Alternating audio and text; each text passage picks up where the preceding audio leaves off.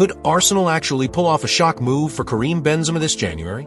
With Mikel Arteta desperately searching for attacking reinforcements and Arsenal dropping crucial points in the Premier League title race, the rumors are gaining traction. But is this realistic? Or just a transfer fantasy? Today, we're diving into everything. Benzema's situation, Arsenal's growing striker crisis, and what Rio Ferdinand had to say about a potential move. Plus, we'll break down the frustrating draw against Aston Villa and what Arteta's next move could be. Stay tuned, because by the end of this video, you might just have a different perspective on Arsenal's January transfer plans. And if you love Arsenal content, hit that like button and subscribe for the latest updates on transfers, match reactions, and more. Now, let's get into it. With Bukayo, Saka, and Gabriel both sidelined, Arsenal's attacking options are looking thin. The club is reportedly searching for a striker, and Benzema, despite being 37, still has the quality and experience to make an impact. But is this a realistic move? Would he even consider it? And more importantly, would he actually fit into Mikel Arteta's system? Today, we're breaking it all down. Benzema's current situation, Ferdinand's argument, Arsenal's striker crisis, and who else could be on their radar. Stay tuned, because by the end of this video, you might just have a different opinion on whether Arsenal should make a move for the Ballon d'Or winner. And hey, if you love Arsenal content, make sure to hit that like button and subscribe for all the latest updates on transfers, match reactions, and more. Now, let's get into it. Let's start with where Karim Benzema is right now. After leaving Real Madrid in 2023, he joined Saudi Pro League side Al Ittihad in what many saw as the end-of-career move. But here's the thing, he's still performing at an elite level. Since arriving in Saudi Arabia, Benzema has scored 28 goals in 46 appearances. That's not just decent, it's proof that he's still got the movement, the finishing, and the ability to deliver under pressure. And let's not forget, just 2 seasons ago, he scored 44 goals in a single season for Real Madrid, leading them to a Champions League title and winning the Ballon d'Or. That kind of pedigree doesn't just disappear overnight. But what about his mindset? Is he even thinking about leaving? Well, according to Benzema himself, the answer is no. In a recent interview with ESPN, he shut down any talk of retirement or slowing down, calling the rumors nonsense. He still sees himself as a top competitor, and despite players like Jordan Henderson and Roberto Firmino leaving Saudi clubs to return to Europe, Benzema has shown no signs of wanting out, at least not yet. That being said, football is unpredictable. If the right offer came in, would he consider a return to a top European club, especially one fighting for the Premier League and Champions League? And that's where Rio Ferdinand's bold suggestion comes in. So, what exactly did Rio Ferdinand say? Well, in a recent discussion, he made a pretty strong case for Arsenal signing Benzema on a 6-month loan deal. His argument: Arsenal need goals, they need experience, and they need someone who can deliver in high-pressure situations. And who better than a player who's won 5 Champions League titles and has been performing at the highest level for nearly 2 decades? Ferdinand's exact words were, "I'd go and get Benzema. I'd say give me a 6-month loan. Have that."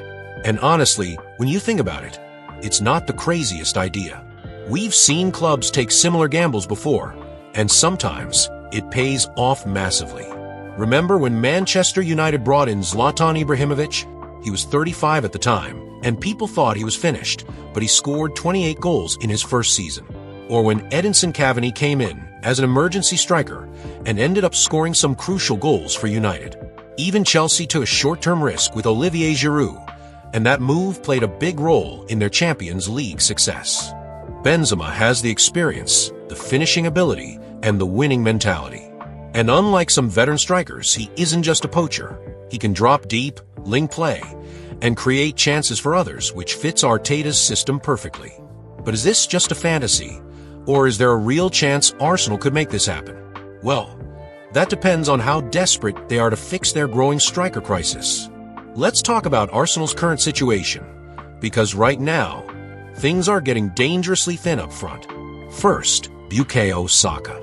Arsenal's star winger is out for months, which means they've lost not just goals, but also creativity and pace on the right side.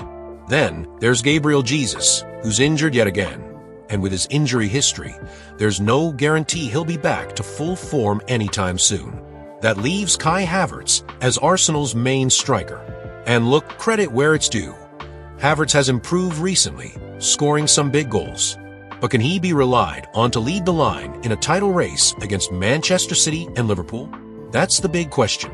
Even Mikel Arteta himself admitted that Arsenal are actively looking for reinforcements. He told TNT Sports, "Yes, for sure. We lost 2 big players. We're going to try in this window, for sure. We are actively looking. We will try. Let's see what we can get." So if Arsenal are searching for a striker, the question isn't if they'll sign someone, it's who. Now, Benzema isn't the only name being linked to Arsenal. There are some big names floating around, but each one comes with its own challenges. Victor Osimhen. Arsenal have been linked with the Napoli star for a while, but his price tag is insane. Napoli want around 120 to 150 million euros, which makes a January move almost impossible. Ivan Toney, a proven Premier League striker, but Brentford reportedly want 80 to 100 million pounds. Plus, with other clubs circling, Arsenal would have to pay big to win the race. Dusan Vlahovic, he's been linked before, but Juventus aren't in a rush to sell, and Arsenal would have to convince him to leave mid-season. So with all these options carrying hefty price tags, Benzema on a short-term deal suddenly looks a lot more reasonable. But would Arsenal fans actually want him? This is where things get interesting. If you're an Arsenal fan, would you take Benzema for 6 months? On one hand, you're getting a world-class striker, a proven winner, and someone who could immediately make an impact in big games. But on the other hand, he's 37, he's never played in the Premier League, and adapting mid-season isn't easy. Plus, would he be happy coming in as a short-term fix, or would he want guarantees about game time? So, what do you think? Should Arsenal push for Benzema, or should they go all in on someone younger like Osimhen or Toney? It was a night of high stakes and heartbreak for Arsenal fans as the Gunners let a 2-goal lead slip to draw 2-2 against Aston Villa at the Emirates. A result that could have major consequences in the Premier League title race. This was a match Arsenal simply couldn't afford to drop points in. But despite a dominant start, they were left frustrated once again. Going into this game, Arsenal knew the pressure was on. Earlier in the day, Liverpool snatched a late win against Brentford, widening the gap at the top of the table. A victory was crucial to keep the title dream alive. Adding to the intensity, this was a chance for Arsenal to get revenge on Unai Emery's Aston Villa, who last season came to the Emirates and dealt a massive blow to their title hopes. This time, Arsenal had the upper hand, having already beaten Villa at Villa Park earlier in the season. But as we saw, things didn't quite go to plan. The Gunners started strong, controlling possession and creating chances early on. In the 35th minute, Gabriel Martinelli broke the deadlock, finishing off a brilliant move with an assist from Leandro Trossard. It was a deserved lead and a moment of relief for the home crowd. Martinelli has been in fine form lately, and his goal reflected his growing confidence. Arsenal picked up right where they left off after halftime. Just 10 minutes into the second half, Kai Havertz doubled the lead, once again thanks to an assist from Trossard. At 2-0 up, it looked like Arsenal were cruising to a crucial 3 points. But Aston Villa had other ideas. Villa found a lifeline when Yuri Tielemans pulled one back with a well-placed header. Suddenly, the momentum shifted.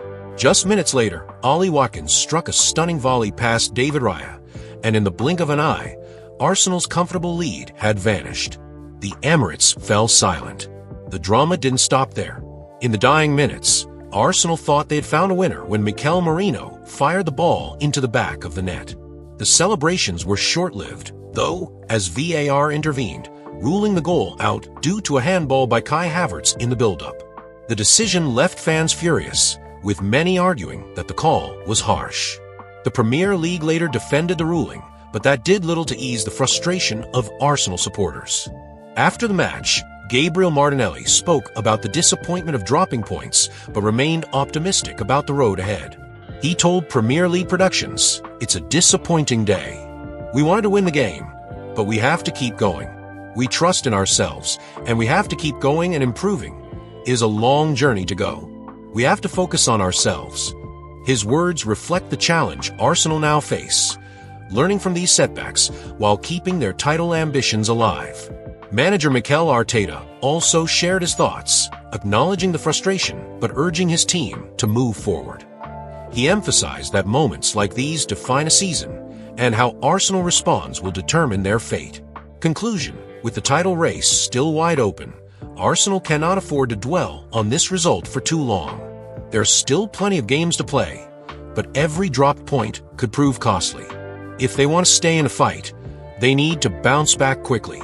The challenge is clear: turn these frustrating nights into valuable lessons or risk seeing their title hopes slip away again. Arsenal's Hale End Academy has produced some incredible talents over the years, and the latest name-making waves in the first team is Miles Lewis-Skelly. At just 18 years old, he's already showing signs of becoming a key player under Mikel Arteta. But what makes him so special? How did he go from an academy midfielder to Arsenal's potential left-back of the future? Let's take a closer look at his journey, his transformation, and what lies ahead. Lewis-Skelly's rise through the ranks has been nothing short of impressive. He joined Arsenal's famed Hale End Academy at a young age and quickly stood out with his technical ability, intelligence on the ball, and fearless approach to the game. Initially, he played as a midfielder, showcasing his versatility and composure under pressure. His performances in youth competitions caught the attention of the first-team staff, and soon he was knocking on the door for senior football. A major turning point in Lewis-Skelly's development came when Mikel Arteta saw something different in him. Recognizing his strengths and Arsenal's needs, Arteta made the bold decision to transition him into a left-back. Speaking to Arsenal media, Arteta explained his thought process. When I saw him, to give him a chance, and with the project that we had in the academy, the only way I could think was to change his position. The move made perfect sense. Lewis-Skelly's technical skills, defensive awareness, and ability to progress the ball suited the demands of a modern fullback. Arteta continued, he got into it straight away with the personality that he has. I think it's very obvious, and now he's doing it. His seamless adaptation to the role speaks volumes about his mentality and football intelligence. So, what does Lewis-Skelly bring to the table? His background as a midfielder means he's comfortable in possession, able to dictate play from deep, and has the vision to pick out teammates with precision. He's quick, aggressive, and unafraid to take on opponents, qualities that make him a dangerous presence both defensively and going forward. Some have even compared his style to that of Alexander Zinchenko, with his ability to drift into midfield and influence the game. However, he also possesses the physicality and defensive attributes that could make him a more complete fullback over time. Despite being relatively new to the first-team setup, Lewis-Skelly has already turned heads with his performances. His composure under pressure, positional awareness, and confidence on the ball make him look like a seasoned pro rather than a teenager making his breakthrough. Teammates and fans alike have taken notice, with many believing he could establish himself as Arsenal's first-choice left-back sooner rather than later. Of course, as with any young player, there are areas he still needs to improve. Defensively, he'll need to fine-tune his awareness against elite wingers, and his decision-making in high-pressure situations will develop with experience. Additionally, with competition in the squad, he'll need to consistently prove himself to maintain a place in the starting. However, given his rapid development so far, there's every reason to believe he'll continue to grow into his role. Looking ahead, could Miles Lewis-Skelly be Arsenal's first-choice left-back next season? If he continues on his current trajectory, it's a real possibility. Arteta has shown faith in young players before, and if Lewis-Skelly keeps improving, he could be a key part of Arsenal's future. His skill set, work ethic, and adaptability give him the potential to become one of the best in his position. Arsenal fans, what do you think? Is Miles Lewis-Skelly the real deal? Could he cement himself as Arsenal's long-term left-back, or do you see him excelling in another role? Let us know your thoughts in the comments below. And if you enjoyed this deep dive, don't forget